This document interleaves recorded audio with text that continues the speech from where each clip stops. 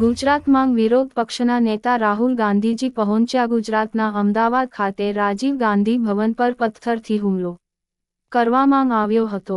તેને લઈ વિરોધ પક્ષના નેતા રાહુલ ગાંધીજી ગુજરાતમાં પહોંચ્યા અને ડરો મત અને ડરાવો મતના નારા સાથે ગુજરાતની પાવન ધારા પર દેશના વિરોધ પક્ષના નેતા રાહુલ ગાંધીજીનું હાર્દિક સ્વાગત, જેમાં પંચમહાલ જિલ્લાના કોંગ્રેસ કાર્યકર્તા મોટી સંખ્યામાં ઉમટી પડ્યા હતા। પંચમહાલ જિલ્લાના કોંગ્રેસ પ્રમુખ ચેતનભાઈ પરમાર અને શહેરા તાલુકાના વાડી સીટના સભ્ય અને વિરોધ પક્ષના નેતા જે.